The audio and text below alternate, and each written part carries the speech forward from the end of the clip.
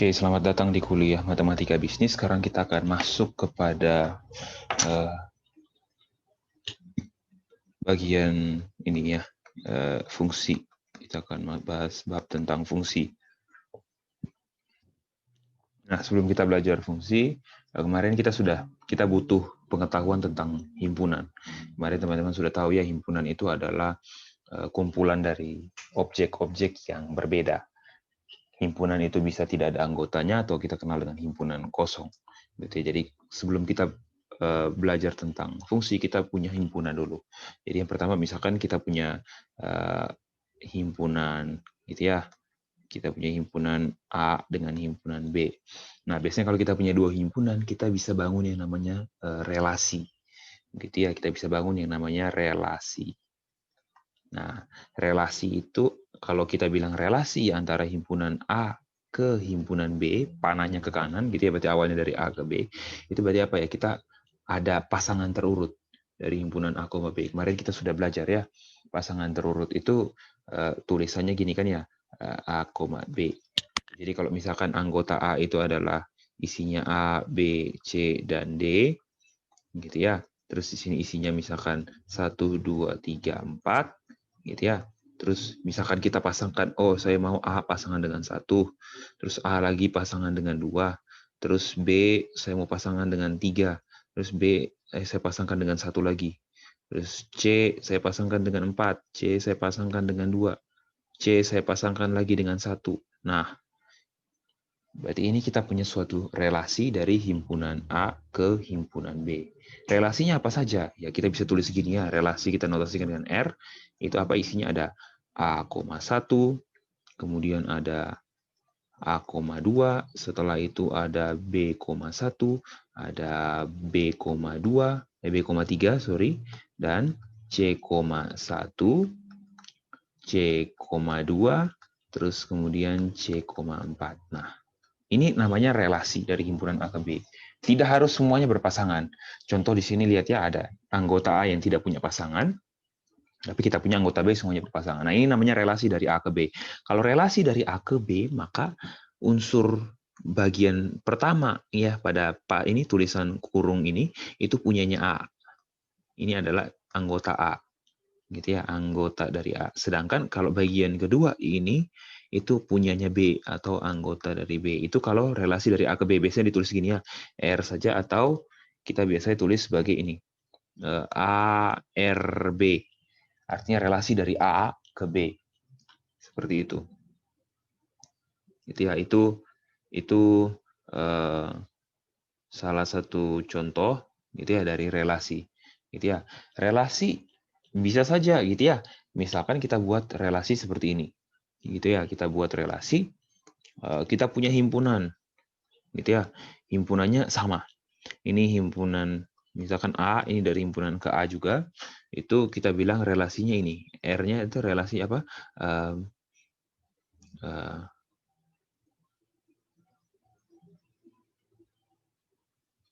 A gitu ya berelasi dengan B, kita bilang ya A itu berelasi dengan B, ARB, jika apa? A dan B pacaran. Gitu ya. Terus kita buat himpunan A itu apa? Misalkan himpunan mahasiswa mahasiswa apa itu? Mahasiswa semester 1 jurusan administrasi bisnis. Gitu ya. Nah, di situ kan kita lihat ya, itu jadi suatu relasi. Gitu kan, kalau teman-teman perhatikan, ini jadi suatu relasi ya. Relasinya bagaimana ya? Pacaran, tinggal nanti dicari siapa yang pacaran dengan siapa. Seperti itu. Misalkan contoh di sini ada misalkan ada kita bilang si A, terus si B, si C dengan si D, gitu ya, dengan si E. Terus di sini ada juga kan ya, misalkan A, B, terus C, terus D, terus E. Nah, kita tahu misalkan A berpacaran dengan C, berarti A dipasangkan dengan C.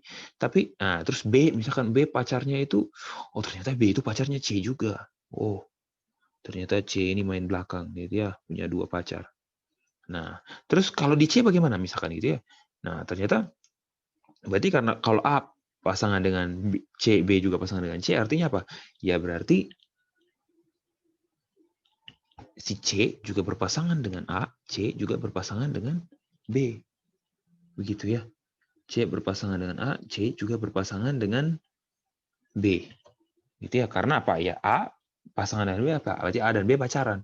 Kalau A dengan C, berarti A dan C pacaran. Berarti C dan A juga pacaran, toh. Gitu ya. Misalkan D, oh D tidak punya pacar, ya sudah. E ternyata pacaran dengan si A. Waduh, si A ini. Oh, kalau E berpacaran dengan A, berarti A juga berpacaran dengan E. Jadi kita punya apa? Ya berarti relasinya apa saja?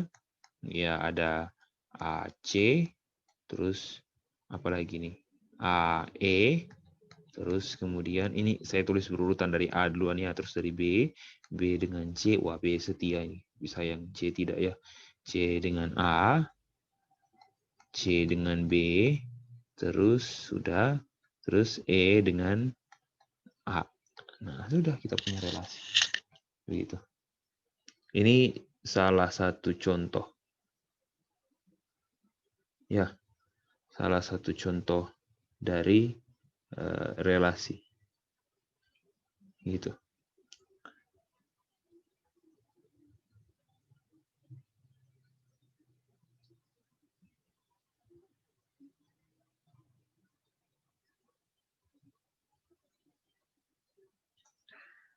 Contoh dari relasi. Begitu ya. Nah, oke. Ini yang namanya relasi. Terus kemudian dari relasi kita masuk ke fungsi. Nah, kita masuk ke definisi fungsi. Nah, kita punya misalkan A dan B itu himpunan gitu ya. Kita punya dulu. Misalkan A dan B itu himpunan.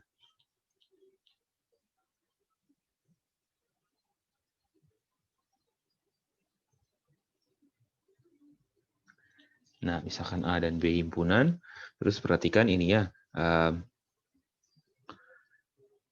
fungsi dari A ke B itu adalah suatu relasi. Adalah suatu relasi yang bagaimana? Relasinya beda. Bukan relasi seperti biasa ya.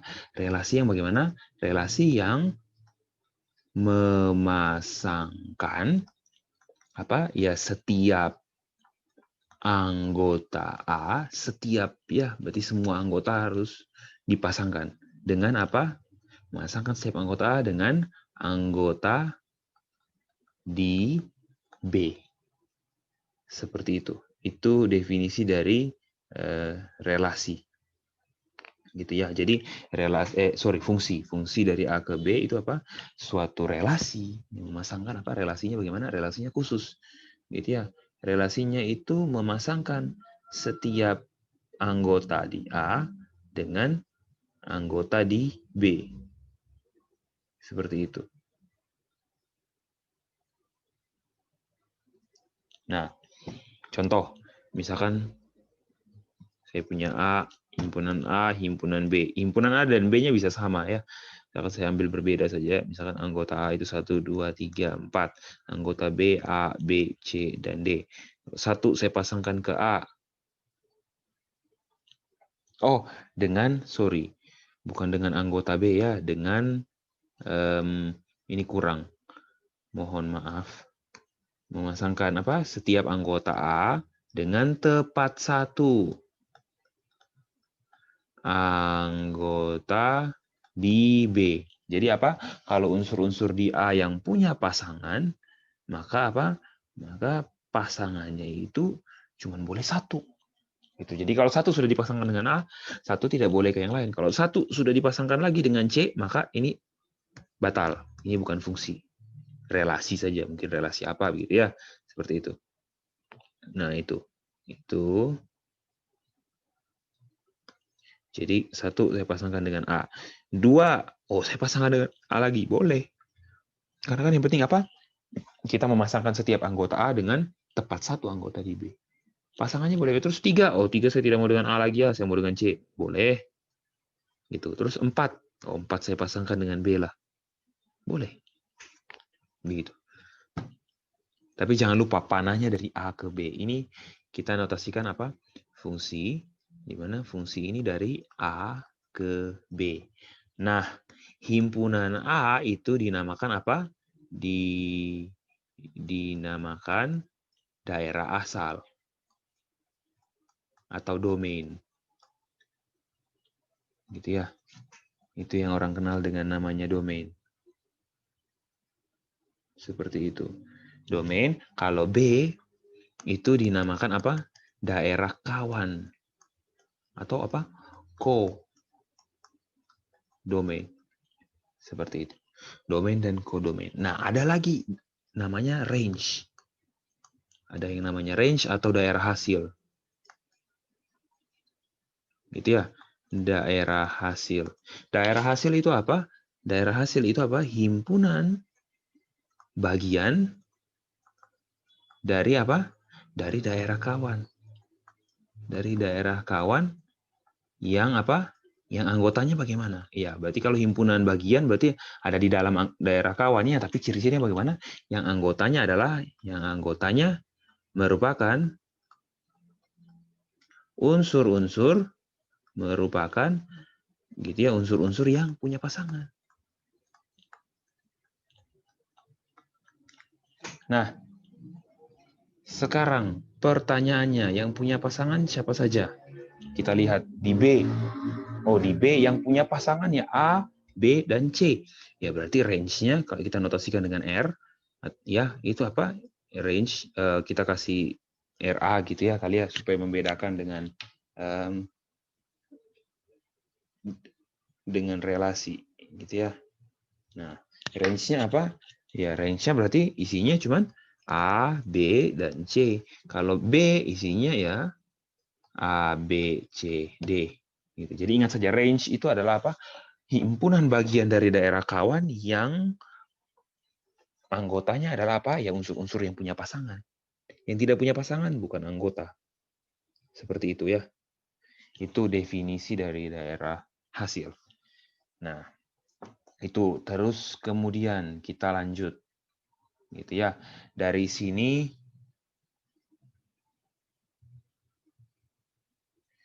kita masuk ke ini, jenis-jenis fungsi. Gitu ya. Jenis-jenis fungsi. Yang pertama ada namanya fungsi satu-satu atau bahasa Inggrisnya one to one atau nama lainnya lagi ini fungsi injektif gitu ya, fungsi satu-satu one to one gitu.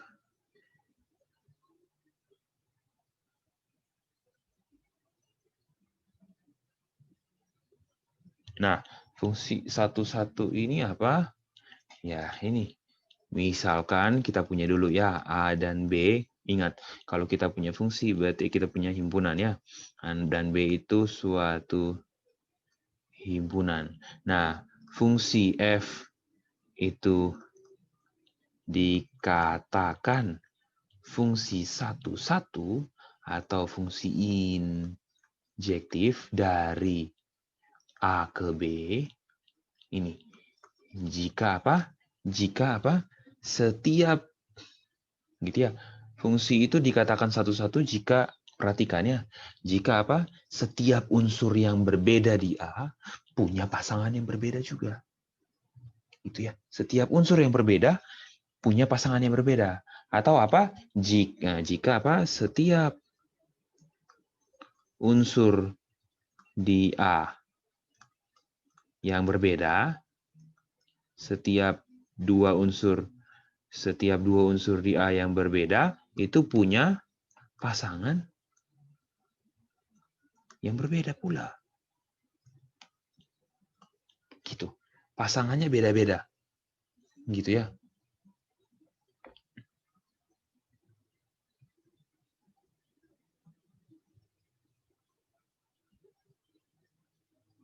Nah, contohnya bagaimana? Contoh. Misalkan kita punya A, kita punya B. Ini isinya 1, 2, 3, 4, 5 gitu ya. Ini kasih titik. Ini B punya misalkan isinya A, B, C, D, E, F. Gitu ya. Nah, misalkan 1 berpasangan dengan A, kita punya F dari A ke B gitu ya. Panahnya berarti dari A ke B, berarti 1 misalkan. Nah, 2 kalau saya pasangkan dengan A, berarti itu sudah bukan 1-1. Karena apa? Setiap 2 unsur yang berbeda punya pasangan yang beda. Kalau 2 juga dengan A, berarti apa? Kita punya 2 unsur yang berbeda, tapi pasangannya sama. Bertolak belakang dengan definisi fungsi injektif. Ya, berarti 2 jangan pasangan dengan A lagi, 2 pasangan dengan B, misalkan. Terus 3, 3 jangan pasangan A dengan B lagi, misalkan dengan D. Gitu ya. 4, jangan dengan A, B, dan D lagi. Misalkan dengan F, boleh. 5, jangan dengan A, B, D, F. Ya, berarti dengan misalkan C. Contoh. Nah, ini contoh fungsi. Ini fungsi 1-1. Gitu ya. Ini fungsi 1-1. Tapi, kalau fungsinya sudah begini, misalkan ya, ini C, fungsi dari C ke D, gitu ya, namakan G dari C ke D. Misalkan ini adalah A, B, C, D. Ini 1, 2, 3, 4, 5. Gitu ya. Nah, terus misalkan A ini ke 2, B ke 1, C ke 2 lagi, D ke 4. Nah, ini bukan fungsi 1-1. Karena apa? Karena ada 2 unsur yang berbeda, yaitu apa? A dan C yang apa? Punya pasangan yang sama. Itu dilarang kalau di fungsi 1-1. Begitu. Jadi, istilahnya begini. Kalau fungsi 1-1 itu ngomong gampangnya adalah apa? Ya, unsur-unsur di A harus pasangannya ya beda-beda. Atau apa? Ya, kalau pacaran jangan ada yang anggota di daerah kawan yang apa main belakang.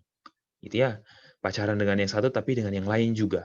Nah, itu dilarang di sini. Dilarang keras. Gitu. Jadi harus setia nih. Yang unsur-unsur di daerah asalnya harus punya satu pasangan dan beda-beda semua. Gitu. Jadi artinya apa? Kalau unsur di daerah kawan, gitu ya, yang punya pasangan harus setia, tidak boleh backstreet. Begitu. Gampangnya kayak gitulah, kan benar kan? Contoh di sini. Lihat ya, yang punya pasangan apa? A, B, C, D, dan F. Semuanya pasangannya beda-beda kan? Nah, berarti setia, tidak ada yang main belakang. Begitulah. Tidak ada yang ya kalau suami istri nggak ada yang punya istri lebih dari satu atau punya suami lebih dari satu lah. Gitu. Nah, seperti itu. Itu contoh dari fungsi 1-1. Nah, kalau fungsi ada lagi. Selain fungsi 1-1 ada yang namanya ini fungsi pada. F itu misalkan di ini fungsi, mohon maaf ya saya tulis dulu. Namanya fungsi pada. Atau dalam bahasa Inggrisnya onto, atau dalam bahasa matematik yang lainnya apa? Surjektif. Ini apa? Ya F gitu ya, dari himpunan A ke B itu dikatakan fungsi pada, gitu ya, dikatakan fungsi pada atau apa? Ya surjektif jika ini. Jika apa? Ya setiap anggota di B itu punya pasangan. Nah, ini beda dengan fungsi 1-1. Fungsi 1-1 apa? Harus setia. Tidak boleh ada yang punya pasangan lebih dari satu. Tapi bisa ada yang tidak punya pasangan di himpunan daerah kawannya. Nah, tapi kalau di sini setiap unsur di daerah kawan punya pasangan. Berarti apa? Mau ada yang setia, mau tidak masalah. Contoh, kalau saya punya himpunan A, 1, 2, 3, 4, 5. Himpunan B, saya punya A, B, C, D, E, dan F. Gitu ya. Gitu. Nah, terus 1 saya pasangkan dengan A, 2 saya pasangkan dengan C, 3 dengan B, gitu ya. Sorry. Ini jangan sampai D saja. 4 saya mau pasangkan dengan D, 5 saya pasangkan dengan A. Nah, ini merupakan apa? Contoh fungsi pada. Begitu ya. Karena apa? Kenapa fungsi pada? Ya karena setiap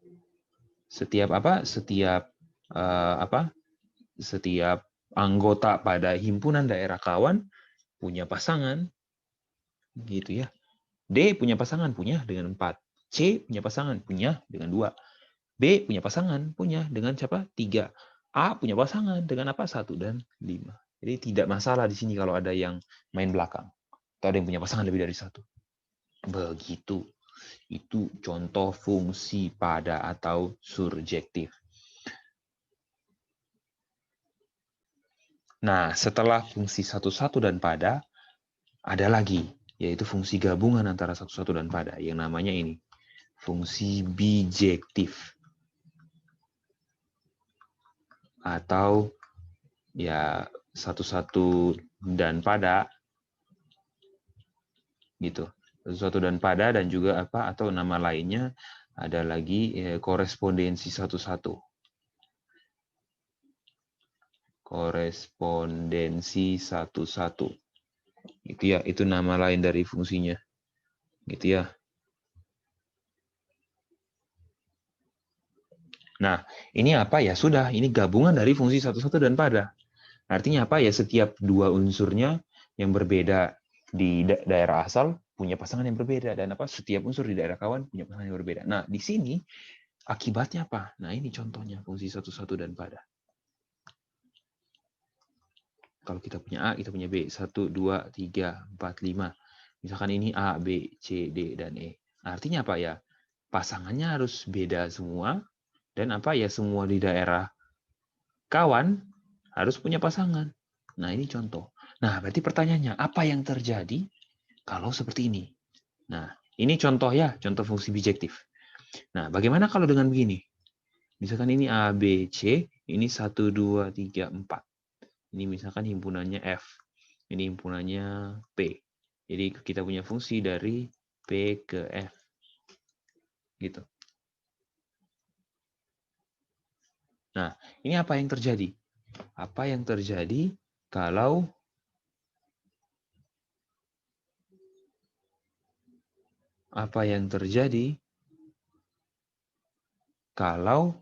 kita buat pasangan? Bisa tidak fungsinya bijektif? Lihat ya. A, ya ini cuma boleh punya 1 ya, berarti sama dengan 1. B, kita misalkan dengan 3, atau mau terserah lah dengan 2 atau dengan 4. Kita bedakan ya. Nah, C, nah kita pasangan dengan 4. Wah, 2 pasti tidak punya pasangan. Ya, 2 tidak punya pasangan. Kenapa? Ya karena anggota di daerah kawan lebih banyak daripada anggota di daerah asal. Oleh karena itu apa? Untuk fungsi. Berarti ini apa? Tidak mungkin fungsi bijektif. Berarti kalau fungsi bijektif bagaimana? Ya, berarti banyaknya unsur di daerah kawan, atau notasinya ini, kardinalitas di daerah kawan, asal harus sama dengan kardinalitas di daerah kawan. Sorry, ini saya ganti. Jangan pakai A dengan B ya, karena tidak selamanya daerah asal namanya A, daerah kawan namanya B. Banyaknya unsur di apa? Daerah asal, itu harus sama dengan banyaknya unsur di apa? Daerah kawan. Kalau fungsinya bijektif. Seperti itu. Ya.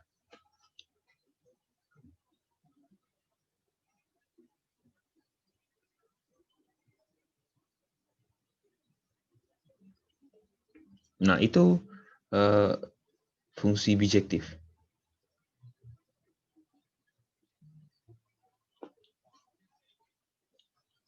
Oke, itu tentang fungsi bijektif. Setelah bahas fungsi bijektif, nah kita masuk nih. Gitu ya. Banyak contoh misalkan kita kaitkan dengan masalah bisnis ya. Contoh tidak harus juga sih. Misalkan kita punya apa? A, B, ini isinya misalkan Indonesia, terus gitu ya. Ini misalkan Australia, terus ini isinya misalkan apa lagi? India, terus ini misalkan isinya